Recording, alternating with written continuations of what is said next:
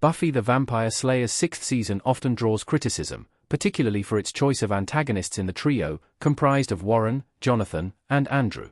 Following the epic, god-level threat of Glory in Season 5, many viewers found the shift to these seemingly mundane villains to be a significant letdown. Even though they were arguably Buffy's scariest monsters, they are after all, only humans.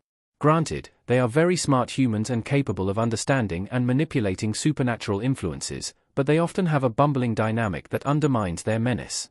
However, this perceived disappointment masks a crucial narrative purpose. Far from being merely irritating, the trio serves as a potent precursor to the insidious first evil of Season 7, embodying the chilling concept of banal evil. Their terror lies in the fact that they are normal people trying to fulfill a need for dominance.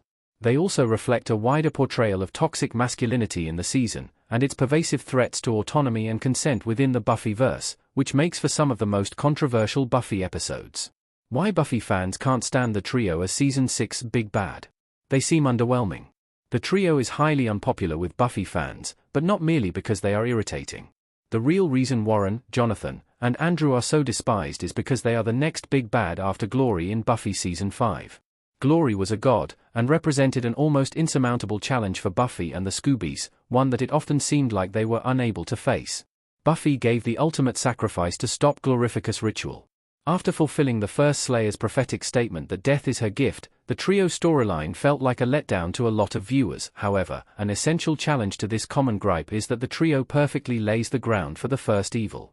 There is an underlying theme in BTVS Season 6 and 7 surrounding the banality of evil. The first is faceless and the source of all evil in the world. It doesn't appear as a supernatural entity, but takes on the mask of beloved characters in the show. It is the most insidious villain yet. The trio set viewers up for this, their evil is banal.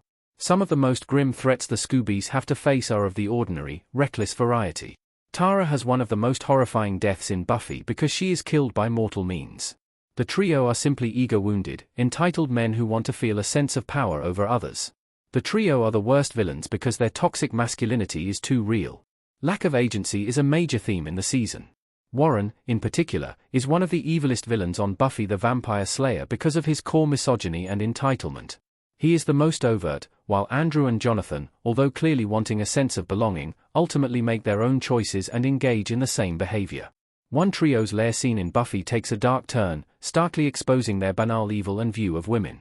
Initially, Jonathan and Andrew are oblivious to the horrific nature of their mind control over Katrina, Warren's ex-girlfriend.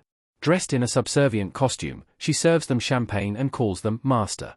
This casual normalization of coercion and lack of consent is shattered when Katrina regains consciousness.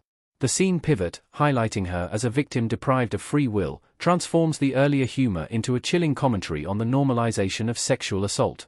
While serving to solidify Warren's villainy, the scene equally underscores Jonathan and Andrew's comparatively unexamined misogyny. In addition, Jonathan's confusing arc in Buffy after endearing viewers with the Class Protector trophy scene in Season 3 highlights how corrupting these ideas are, even to a tertiary character who has previously shown promise for heroism. The evil all three men engage in, though dabbling in magic, feels very real-world, which is an uncomfortable shift from past Buffy villains serving as metaphors for real issues, and the high school as hell tone of the earlier season. Buffy Season 6 is full of toxic masculinity.